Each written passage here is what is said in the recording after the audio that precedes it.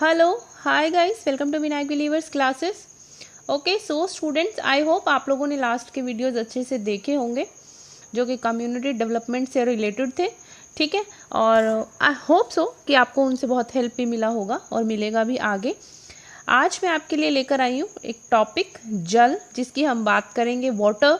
ठीक है, जिसमें हम वाटर प्योरिफिकेशन की बात करेंगे। वाटर में जो इम्प्योरिफिकेशन किन किन कारणों से होता है, क्या क्या चीज़ें उसमें मिक्स हो जाती हैं जिसकी वजह से वाटर इम्प्योर हो जाता है, हम उसकी बात करेंगे आज। और ये आपके टॉपिक लैब असिस्टेंट का जो आपका सिलेबस है, अब उसमें देखिएगा आपका एक टॉपिक है जल और जल के शोधन की विधियाँ। ठीक है, इस तरह का एक टॉपिक है और आप उसको वही टॉपिक मैं आपके लिए लेकर आई हूँ, वही बात करेंगे हम। तो जो बच्चे भी लैब असिस्टेंट की प्रिपरेशन कर रहे हैं उनके लिए बहुत हेल्पफुल होने वाला है ये।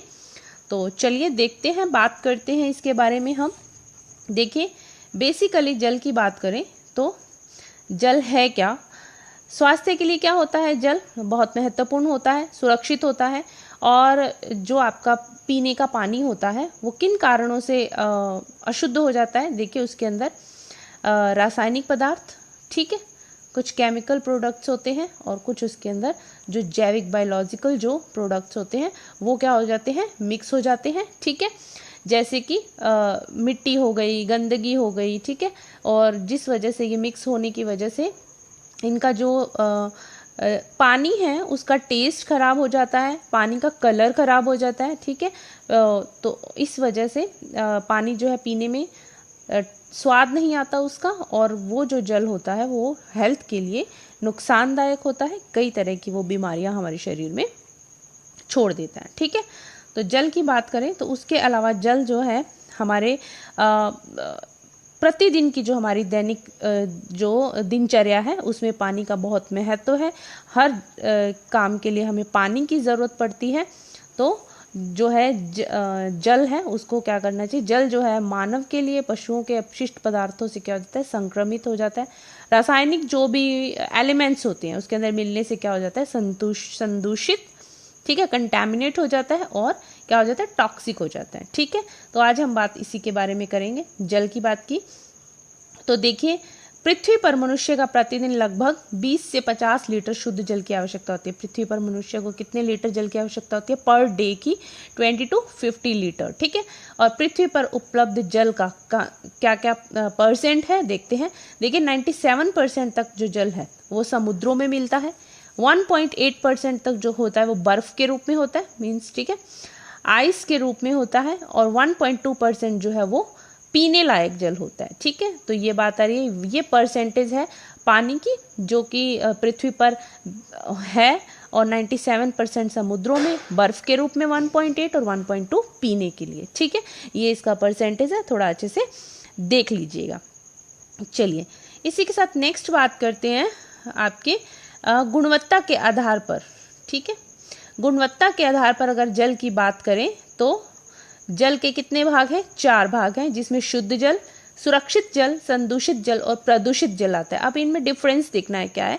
शुद्ध जल को प्राकृतिक जल भी बोलते हैं, तो शुद्ध जल से आपको समझ में आ रहा है, बिल्कुल प्योर वाटर की बात हो रही है। ठीक है, जो नेचुरल वाटर होता है, ठीक है, उसकी बात हो रही है। बारिश का पानी आपने देखा होगा, जब बारिश का पानी, जब तक वो धरती पर, यानी कि जब तक वो अर्थ पर नहीं आता तब तक वो बिल्कुल प्योर होता है। ठीक है, लेकिन अर्थ पर पड़ते ही भी क्या हो जाता है, कंटैमिनेट हो जाता है। ठीक है, उसमें कई तरह की अशुद्धियाँ मिल जाती है, लेकिन जो बारिश का पानी होता है वो प्योर होता है, तो प्राकृतिक जल बोल सकते हैं उसको। ठीक है, शुद्ध जल को प्राकृतिक जल के नाम से भी आ सकता है, तो ध्यान रखिएगा। सुरक्षित जल कौन सा होता है, इसी शुद्ध जल का उपचार करके इसको पीने योग्य बनाना, मीन्स उपचारित जल, उसका उपचार करना। ठीक है, जिस जल का, सुरक्षित जल जो है वो शुद्ध जल का उपचार करना, ठीक है, और उसको फिर पीने योग्य बनाना, वही होता है सुरक्षित जल। ठीक है, ये ध्यान रखिएगा। और सुरक्षित जल के अंदर क्या होते हैं, कोई भी अवांछनीय पदार्थ नहीं मिलने होते, क्योंकि उसका उपचार कर दिया जाता है, अवांछनीय पदार्थों को उसमें से खत्म कर दिया जाता है, तो उपचारित जल हो गया। शुद्ध जल जो होता है जिसके अंदर कोई अवांछनीय पदार्थ मिक्स नहीं होते हैं। संदूषित जल की बात करें तो संदूषित जल में देखिए सूक्ष्म जीवाणुओं, रोगाणुओं की उपस्थिति होती है, वो होता है संदूषित जल। ऐसा जल जिसके अंदर सूक्ष्म देखिए, जिसके अंदर सूक्ष्म जीवाणुओं और रोगाणुओं की उपस्थिति हो तो वो होता है संदूषित जल। ठीक है, पूरी तरह से कंटैमिनेटेड वाटर। प्रदूषित जल, ठीक है, पॉल्यूटेड वाटर कौन सा हो गया? जिसके अंदर ऐसा जल जिसमें कार्बनिक, अकार्बनिक, विकिरण और जैविक अशुद्धियां घुली हुई होती हैं। ठीक है, ये चीज आपको ध्यान रखनी है। आपके लिए 4 जो टाइप में लेकर आई हूँ, 4 भाग जो हैं, पार्ट जो हैं जल के, शुद्ध, सुरक्षित, संदूषित और प्रदूषित। इन चारों वाटर में आपको डिफरेंस करना है कि कौन सा जो है किस वजह से कंटैमिनेटेड है। ठीक है, पॉल्यूटेड वाटर में कार्बनिक, अकार्बनिक, विकिरण और जैविक अशुद्धियां होती हैं। संदूषित जल में जीवाणुओं और रोगाणुओं की उपस्थिति होती है, वो संदूषित जल होता है।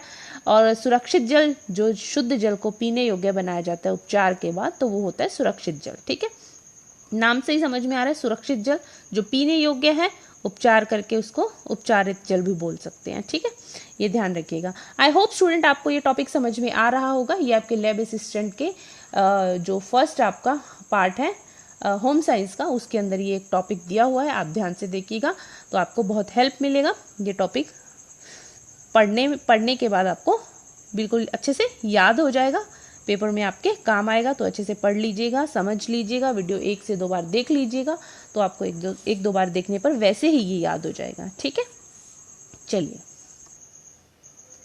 नेक्स्ट हम बात करते हैं जल की अशुद्धियाँ। मीन्स कि जल में कौन कौन से अशुद्धियाँ पाई जाती है, किन किन कौन कौन से पदार्थ ऐसे होते हैं जिससे जल के अंदर जल अशुद्ध हो जाता है, इम्प्योर हो जाता है। ठीक है, इम्प्योरिटीज ऑफ वाटर की हम बात करेंगे, ये ध्यान रखिएगा। अब हम ये पढ़ रहे हैं, तो चलिए देखिए इम्प्योरिटीज कितने टाइप की होती हैं इसके अंदर।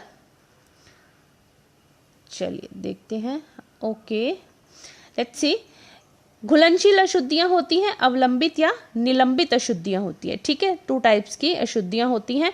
अब घुलनशील अशुद्धियों को इंग्लिश वाले स्टूडेंट सुन लीजिएगा, डिजॉल्व्ड इम्प्योरिटीज बोलते हैं। ठीक है, अवलंबित या निलंबित अशुद्धियां होती हैं, उनको बोलते हैं सस्पेंडेड इम्प्योरिटीज। ठीक है, तो ये कंफ्यूज नहीं होएगा, ये नाम थोड़े से कॉम्प्लिकेटेड होते हैं, बट इंग्लिश में याद करेंगे तो आपको अच्छे से याद रहेगा।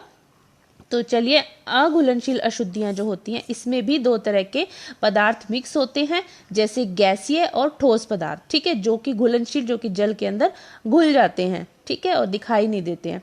तो जिसके अंदर आपके आ जाता है कार्बन डाइऑक्साइड, ठीक है, CO2, उसके बाद आ जाता है H2S जिसको बोलते हैं हाइड्रोजन सल्फाइड। ठीक है, और फिर आता है NH3 जिसको बोलते हैं अमोनिया। उसके बाद आपके आ जाता है इसके अंदर Cl2। ठीक है, ये आ रहा है। उसके बाद आपके इसके अंदर आ रहा है O2, N2 और H2, मीन्स की ऑक्सीजन, नाइट्रोजन और हाइड्रोजन। ठीक है, ये सब चीज़ें जो है ये इसके अंदर मिक्स होती है, गैसीय हैं, ये ध्यान रखिएगा। ये वाटर के अंदर पाई जाने वाली इम्प्योरिटीज़ हैं जो कि घुलनशील है वाटर में और गैसीय है। ठीक है, ये आपको ध्यान रखना है अच्छे से। अब हम बात करेंगे ठोस पदार्थ की। ठोस पदार्थ कौन कौन से इसके अंदर मिक्स होते हैं?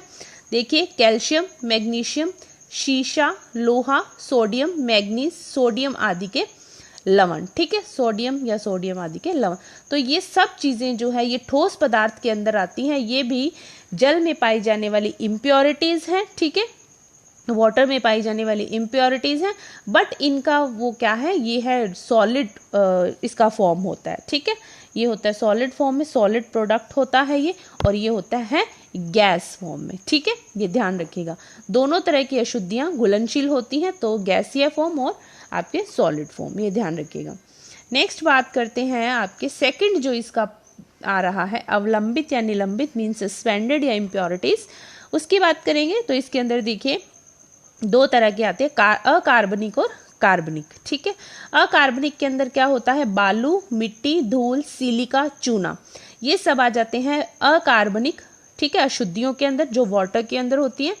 कार्बनिक के अंदर देखिए मल आ जाता है, औद्योगिक कचरा, फैक्ट्री से जो भी कचरा निकलता है, जीवाणु, प्रोटोजोआ, रोगाणु, कृमि के अंडे, लार्वा। ठीक है, ये सब चीज़ें जो आ जाती हैं इसके अंदर। ठीक है, ये ध्यान रखिएगा, ये कुछ नहीं है, लार्वा और वनस्पतिक पदार्थ। ठीक है, ये ध्यान रखिएगा। ये लास्ट में जो है आपका ये है वनस्पतिक पदार्थ। ठीक है, तो ये जो सारी अशुद्धियां हैं ये कार्बनिक होती हैं। अकार्बनिक में ये आ जाता है, ये चीज़ आप ध्यान रखिएगा, आपको ये पता होना चाहिए। ठीक है, उन्होंने आपके टॉपिक के अंदर जल और जल के शोधन की विधियां दी हुई हैं, बट जहाँ सिर्फ एक जल लिखा हुआ है तो उसमें से वो आपसे कोई भी कहीं से भी क्वेश्चन पूछ सकते हैं। वाटर इम्प्योरिटीज़ कौन कौन सी होती हैं, वाटर इम्प्योरिटीज़ में कौन कौन सी इम्प्योरिटीज़ जो है वो ठोस है या फिर जो अकार्बनिक है, अकार्बनिक है, कितने पार्ट है, कुछ भी पूछ सकते हैं। तो इसीलिए आप लोगों को अच्छे से इसके बारे में जानकारी होनी चाहिए। आई होप स्टूडेंट आप लोगों को समझ में आ रहा होगा, वीडियो अच्छा लग रहा होगा। वीडियो अच्छा लगे तो लाइक शेयर सब्सक्राइब करना नहीं भूलिएगा। पढ़ते रहिए, बने रहिए मेरे साथ। चलिए हम अपने इसी टॉपिक को आगे बढ़ाते हैं एंड आई होप आपके लिए बहुत बहुत हेल्पफुल होगा ये एग्जाम पर्पज से। ठीक है, चलिए नेक्स्ट बात करते हैं जल शोधन की विधियाँ। ठीक है, ये आपके उसके अंदर साफ साफ शब्दों में दिया हुआ है। ठीक है, जल शोधन की विधियाँ, जहाँ पर देखिए स्टूडेंट्स आप लोगों ने आई होप सिलेबस देख लिया होगा, सिलेबस के अकॉर्डिंग आप अपनी प्रिपरेशन कर रहे होंगे। तो आप लोगों को एक चीज़ बता देती हूँ कि जहाँ पर सिर्फ एक वर्ड दिया होता है, ठीक है, मान लीजिए आपको सिलेबस के अंदर एक वर्ड दे दिया, जैसे कि उन्होंने जल और जल शोधन की विधियाँ दी हुई है, तो जल के अंदर आपको इसमें सब कुछ पढ़ना है। ठीक है, ऐसा नहीं है कि शोधन की विधियाँ उन्होंने मेंशन कर दी तो आपको पर्टिकुलर उसी चीज़ पर जाना है और जल के बारे में थोड़ा बहुत पढ़ा और ख़त्म कर दिया, ऐसा नहीं करना है। तो जल से रिलेटेड आपको हर चीज़ पढ़नी है। ठीक है, ये ध्यान रखें, कभी भी एक वर्ड देकर जब छोड़ दिया जाता है तो इट मीन्स कि उससे रिलेटेड आपको सारी चीज़ पढ़नी है जो उसके अंदर आती है। ठीक है, चलिए आई होप समझ में आ गया होगा आपको। चलिए नेक्स्ट बात करते हैं जल शोधन की विधियाँ। अब इसके अंदर हम बात करेंगे घरेलू शुद्धिकरण की बात करते हैं। तो घरेलू शुद्धिकरण में देखिए फर्स्ट आ जाता है आपके बॉइलिंग। ठीक है, बॉइलिंग के बारे में सबको पता है, बहुत अच्छे से पता है। ठीक है, जब भी पानी इम्प्योर होता है या तो उसको बॉईल करते हैं तो उसको पीने योग्य बनाया जाता है। ठीक है, वो पीने लायक होता है और ये चीज़ सब एक बहुत पुरानी जो है जल शोधन की विधि है। ठीक है, बहुत पुरानी पारंपरिक विधि है ये तो जल शोधन की, बॉइलिंग। अब इसके अंदर क्या होता है आपको एक चीज़ समझने वाली है, इसमें आपके जो जल का वो होता है आपके टेम्परेचर 100 डिग्री से 121 डिग्री सेल्सियस होता है। ये ध्यान रखिएगा आपको, ये आपका टेम्परेचर है। पूछ सकते हैं बॉइलिंग में कितने टेम्परेचर पर वाटर प्योर होता है, तो वाटर है 100 डिग्री टू 121। ठीक है, तो ये ध्यान रखिएगा आपको ये अच्छे से। इसमें क्या होते हैं, इस टेम्परेचर पर जो बैक्टीरियाज होते हैं, स्पोर्स होते हैं, ठीक है, जो भी एग्स होते हैं, ठीक है, वो सब मर जाते हैं, जीवाणु और लार्वा, ये सब चीज़ें इसमें जो है वो इस टेम्परेचर पर क्या हो जाते हैं, बिल्कुल मर जाते हैं। ठीक है, तो और इस टेम्परेचर पर उबालने पर, ठीक है, एक चीज़ और ध्यान रखिएगा, इस टेम्परेचर पर उबालने पर जल के अंदर पाई जाने वाली जो अस्थायी कठोरता होती है, अस्थायी जो कठोरता होती है वो भी क्या होती है, दूर होती है। ठीक है, ये ध्यान रखिएगा। आई होप समझ में आ गया होगा आपको फर्स्ट जो है। सेकंड की हम बात करें आसवन, मैंने इसको हिंदी में लिखा हुआ है डिस्टिलेशन। ठीक है, डिस्टिलेशन से आपको समझ में आएगा, आपने सुना होगा डिस्टिल वाटर, सुना है कभी, आई होप सुना ही होगा डिस्टिल वाटर, तो इसको बोलते हैं डिस्टिलेशन, आसवन। इस प्रक्रिया में क्या करते हैं, जो वाटर होता है, ठीक है, जो वाटर होता है उसको क्या करते हैं, उसका जल वाष्प में उसको कन्वर्ट करते हैं। ठीक है, उसको जल वाष्प वाटर वेपर में कन्वर्ट करते हैं। वाटर वेपर समझते होंगे, वाटर वेपर में इसको कन्वर्ट करते हैं। वाटर वेपर में कन्वर्ट करने के बाद इसको फिर से ठंडा करते हैं। ठीक है, इसको क्या करते हैं, वाटर, ठीक है, then water vapour, then again इसको ठंडा करते हैं और फिर इसको फिर से वाटर में कन्वर्ट करते हैं। ठीक है, water vapour and then water आ जाता है। ठीक है, मतलब ठंडा करते हैं फिर इसको वाटर में कन्वर्ट करते हैं। ठीक है, कंडेंसेशन जिसको बोलते हैं, ठंडा करना, फिर पुनः जल में परिवर्तित करते हैं। और ये जो चीज़ है डिस्टिलेशन जो होता है कहाँ पर होता है, नॉर्मली जहाँ पर वाटर उपलब्ध नहीं होता, ठीक है, अवेलेबल नहीं होता, जैसे कि आपके लैब हो गई, ठीक है, जैसे प्रयोगशाला जिसको बोलते हैं, समुद्री जहाज हो गए, ठीक है, समुद्री जहाज, द्वीप, इन सब जगह पर ये डिस्टिलेशन वाला वाटर जो होता है वो मिलता है। फिर इसको क्या करते हैं, और इस वाटर को एरेशन के थ्रू, ठीक है, एरेशन के थ्रू क्या करते हैं, पीने के योग्य इसको बनाया जाता है।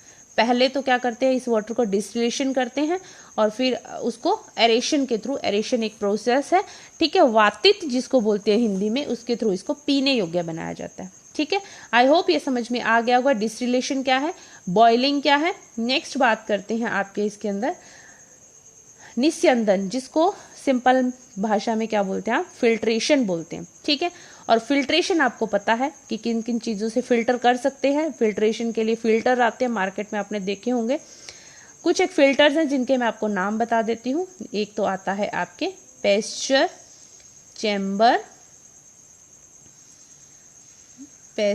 चैम्बर लैंड, ठीक है, लैंड फिल्टर। उसके अलावा दूसरा आ जाता है बर्क फेल्ड फिल्टर, और उसके अलावा इसके अंदर तीसरा आ जाता है कैटाडिन। ये 3 तरह के फिल्टर होते हैं। ठीक है, कैटाडिन के अंदर जो होती है वो चांदी का वो लगा होता है इसके अंदर, और बाकी इन दोनों के अंदर चीनी मिट्टी का होता है। फिल्टर में चीनी मिट्टी की बनी हुई एक छड़ होती है। ठीक है, पेस्चर चैम्बर लैंड में और बर्क फेल में। ठीक है, ये ध्यान रखिएगा। और कैटाडिन 3 है। तो इसके अंदर दोनों में क्या होता है, चीनी मिट्टी की एक छड़ होती है, और जब बर्तन के अंदर पानी डालते हैं तो उसके अंदर जो गंदगी जो भी वो होती है वो चिपक जाती है, और पानी फिल्टर होकर साफ पानी जो है टैप के थ्रू बाहर आ जाता है। और लेकिन जो ये चीनी मिट्टी के बना हुआ छड़ होती है, इसको क्या करना चाहिए, हर 2 दिन में अच्छे से साफ करना चाहिए, ताकि उसके छेद बंद नहीं हो, अच्छे से जो फिल्ट्रेशन का प्रोसेस है वो अच्छे से हो। तो उसको क्लियर करते रहना चाहिए। ठीक है, वो चीनी मिट्टी की छड़ होती है। कैटाडिन जो फिल्टर है, ठीक है, निस्यंदन में कैटाडिन फिल्टर जो है उसकी मैं बात करूं, कैटाडिन, ओके, ये नाम है इसका। तो कैटाडिन फिल्टर की अगर मैं बात करूं तो कैटाडिन फिल्टर के अंदर जो है वो आपके चांदी की छड़ होती है। ठीक है, चांदी की छड़ का लेप किया होता है। ठीक है, चांदी का उत्प्रेरक का लेप किया होता है, चांदी के उत्प्रेरक का लेप होता है। ठीक है, तो और इससे क्या होता है, चांदी के संपर्क में आते ही क्या होते हैं, जो भी जीवाणु होते हैं वो बिल्कुल नष्ट हो जाते हैं, और वाटर अच्छे से फिल्टर हो जाता है। बहुत ही आपको जो कि स्वास्थ्य के लिए बहुत ही अच्छा होता है, बिल्कुल प्योर वाटर मिलता है। ठीक है, ये है फिल्ट्रेशन में 3 तरह के आपको मैंने फिल्टर बता दिए। ठीक है, फिर आता है रासायनिक विसंक्रमण। रासायनिक विसंक्रमण मीन्स केमिकल डिसइंफेक्शन। ठीक है, तो डिसइंफेक्शन थ्रू केमिकल्स, इसकी बात करेंगे। इसमें आता है फर्स्ट आपके ब्लीचिंग पाउडर। ठीक है, चलिए बात करते हैं ब्लीचिंग पाउडर। अब देखिए ब्लीचिंग पाउडर का यूज कैसे करते हैं इसके अंदर। जो ब्लीचिंग पाउडर है इसका आधा चम्मच मीन्स की 2.5 से 3 ग्राम, 2.5 से 3 ग्राम जो है ब्लीचिंग पाउडर, इसको 500 ग्राम पानी, 500 लीटर जो पानी है उसके अंदर 500, ठीक है, इसमें इसके मिक्स करते हैं, इसको अच्छे से घोला जाता है। फिर इस जो सॉल्यूशन है, इससे जो सॉल्यूशन बनता है मीन्स आधे चम्मच ब्लीचिंग पाउडर डालकर जो सॉल्यूशन बनता है, ठीक है, उसको क्या करते हैं 10-12 घंटे के लिए छोड़ते हैं। और उसको किस में छोड़ते हैं, 1 चम्मच जो है वो 1 गैलन जो पानी होता है उसके अंदर डाला जाता है। 1 गैलन पानी के अंदर 1 चम्मच वो सॉल्यूशन डालते हैं और 10-12 घंटे के लिए उसको छोड़ देते हैं, वाटर जिससे प्योर होता है। ठीक है, ये चीज़ आ रही है इसके अंदर। नेक्स्ट बात करते हैं आपके फिटकरी। फिटकरी सबको पता है फिटकरी का यूज़ कैसे होता है। ठीक है, फिटकरी जो होती है इसका वैसे एल्यूमिनियम सल्फेट बोलते हैं इसको, अगर नहीं पता तो लिख लीजिएगा, एल्यूमिनियम सल्फेट बोलते हैं इसको। इसका सूत्र है Al, इसका जो केमिकल फॉर्मूला है वो क्या है Al2, फिटकरी का Al2, ठीक है, और SO4, ये इसका केमिकल फॉर्मूला है। ठीक है, इसको एल्यूमिनियम सल्फेट है ये।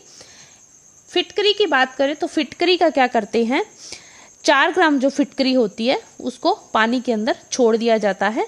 ठीक है, 4 ग्राम फिटकरी को पानी के 1 गैलन में छोड़ दिया जाता है 7-8 घंटे के लिए, और फिर पानी प्योर हो जाता है। उस पानी को छान कर काम में ले सकते हैं, सिंपल सी बात है।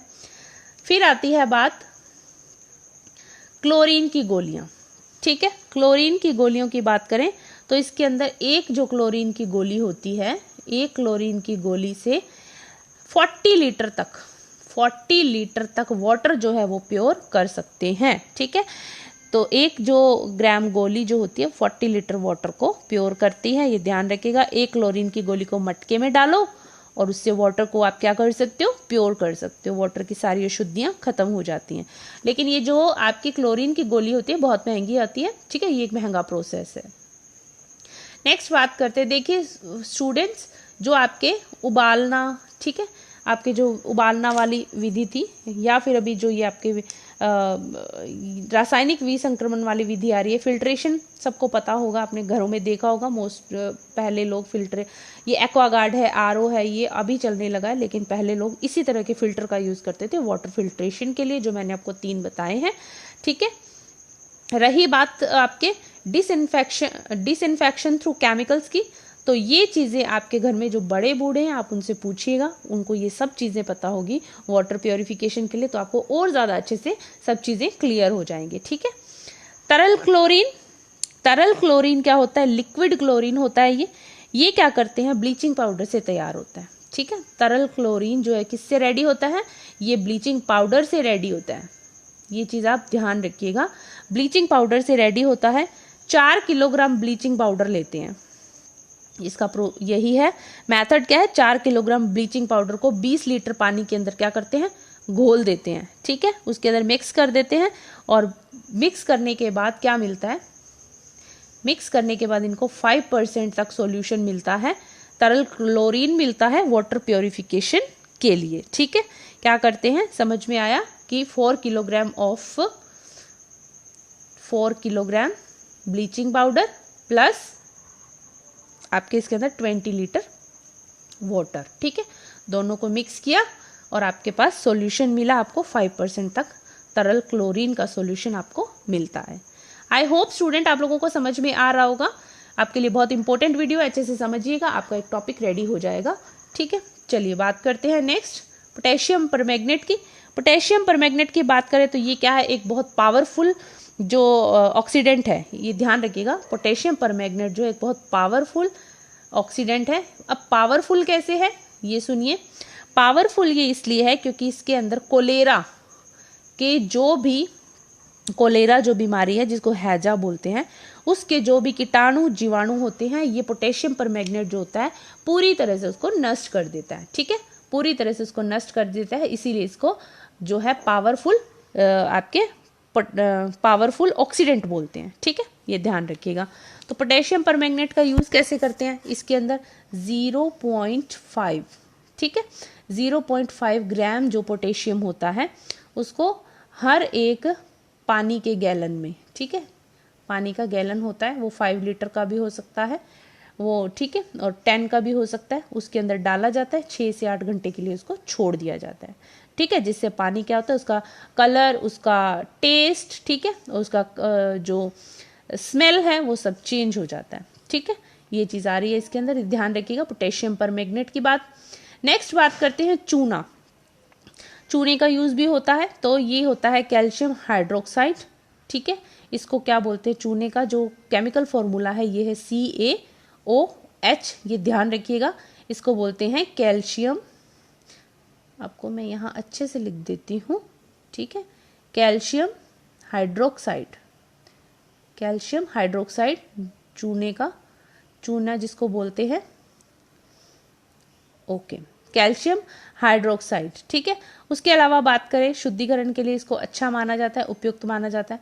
इसके अंदर क्या करते हैं, 360 मिलीग्राम जो चूना होता है उसको 5 लीटर वाटर के अंदर मिक्स करते हैं। ठीक है, 5 लीटर वाटर के अंदर मिक्स करते हैं किसको, चूने को। 360 मिलीग्राम चूना लेते हैं, 5 लीटर ऑफ वाटर। ठीक है, ये शुद्ध करता है और इजीली ये जो है आपको अवेलेबल होने वाला चीज़ है। ठीक है, जो कि पानी को प्योरिफिकेशन के लिए यूज़ किया जाता है। नेक्स्ट आता है सोडियम बाइकार्बोनेट। सोडियम बाइकार्बोनेट का क्या है, सोडियम बाइकार्बोनेट से जल की, ये ध्यान रखिएगा, स्थायी और अस्थायी, ठीक है, दोनों तरह की जो अशुद्धियां हैं, दोनों तरह का जो इम्प्योरिफिकेशन है वो दूर होता है। ये ध्यान रखिएगा, सोडियम बाइकार्बोनेट से जल की स्थायी और अस्थायी कठोरता, दोनों तरह की कठोरता जो है वो दूर होती है। ठीक है, इस तरह के क्वेश्चंस पेपर में आते हैं, ये ध्यान रखिएगा। नेक्स्ट बात करते हैं three picture system. Three picture system क्या है? तीन घड़ों का सिस्टम। तीन घड़ों का सिस्टम कैसे है ये देखिए, घड़ों से पानी का जो प्योरिफिकेशन है, घड़े मटका जिसको बोलते हैं, ठीक है, मटका, ठीक है, वो है एक बहुत ही ज्यादा आपके पुरानी विधि है, पुराना मेथड है घड़ों से पानी को प्योर करना, मटके से पानी को प्योर करना। क्या करते हैं देखिए, एक मटका यहाँ, ठीक है, दूसरा ये एक स्टैंड होता है, ठीक है, इसमें एक मटका यहाँ, दूसरा मटका यहाँ, ठीक है, और तीसरा मटका इसके बिल्कुल नीचे, ठीक है। इस तरह से तीन मटके एक स्टैंड के ऊपर सेट कर दिए जाते हैं। फिर क्या होता है, जो पहला मटका होता है इसके अंदर बालू भरा होता है, ठीक है, इसके अंदर क्या भरा होता है? बालू, जिसको आप सैंड बोलते हैं, ठीक है। उससे अशुद्ध जल जो छनता है नीचे वाले में आता है, इसमें भी छेद होता है, पहले मटके में छेद होता है, दूसरे में छेद होता है, और दूसरे मटके में क्या होता है? बालू के साथ साथ, बालू तो भरा ही जाता है, उसके साथ साथ चारकोल भरा जाता है, ठीक है, लकड़ी का कोयला डाला जाता है, ठीक है, जो इसके पैंदे पर, फिर इसके पैंदे पर छेद होता है जहां से पानी निकलता है। और तीसरा जो मटका होता है इसके अंदर कोई छेद नहीं होता, दोनों मटकों से पानी निकलता हुआ इस मटके के अंदर आता है। जब यहाँ तक आता है तो यहाँ पर प्योर वाटर मिलता है, ठीक है। तीसरे मटके में जब आता है तो प्योर वाटर मिलता है। तो ये है थ्री पिक्चर सिस्टम, मीन्स कि तीन मटकों का जो सिस्टम है वो ये करती है। पुरानी विधि है, पुराने लोगों को बहुत अच्छे से पता होती है, वो लोग इसका यूज करते थे। नेक्स्ट आता है मलमल के कपड़े से, means filtration through muslin clothes, ये भी पुरानी विधि है, ठीक है। कपड़ा रख देते हैं मटके के ऊपर मान लीजिए, और उसके ऊपर से पानी डालते रहते हैं, तो जो गंदगी होती है वो कपड़े के ऊपर बैठ जाती है और प्योर वाटर नीचे जाता रहता है, ठीक है। ये सिंपल सी बात है। उसके तो ये था आपका टॉपिक। इसके अंदर दो चीज़ें और हैं जो मैं आपको कल बताऊंगी, दूसरे वीडियो में बताऊंगी, जिसमें आपको मैं बताऊंगी कि एक तो आपके जो पानी का मानक रेडी किया हुआ है, जल की भौतिक और रासायनिक गुणवत्ता के मानक जो होते हैं, भौतिक व रासायनिक गुणवत्ता के मानक, कल हम इसकी बात करेंगे। और दूसरी बात करेंगे हम जल, संदूषित जल से होने वाले कंटैमिनेटेड वाटर अगर यूज कर लिया जाए तो कौन कौन से रोग होते हैं, ठीक है। कल हम इन दोनों टॉपिक पर बात करेंगे। मैं बात आज भी कर सकती थी बट बहुत लंबा वीडियो हो जाएगा और ज़्यादा इसके अंदर आज हम ज़्यादा पढ़ेंगे तो कंफ्यूज हो जाएंगे।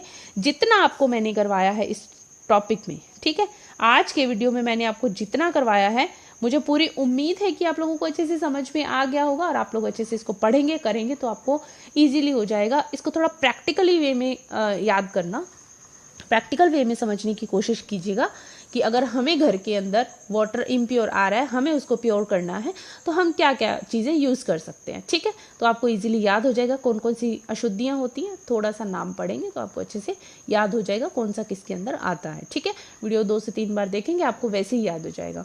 तो थैंक यू सो मच, बने रहिए मेरे साथ, पढ़ते रहिए। और इसी से रिलेटेड मैं आपके लिए कल के वीडियो के बाद परसों वाले वीडियो में जो मैं आपको करवाऊंगी, इसी टॉपिक से रिलेटेड मैं आपको क्वेश्चंस करवाऊंगी, ठीक है।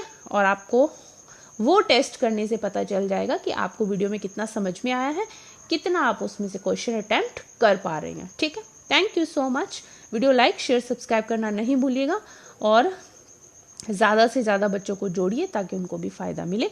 Thank you.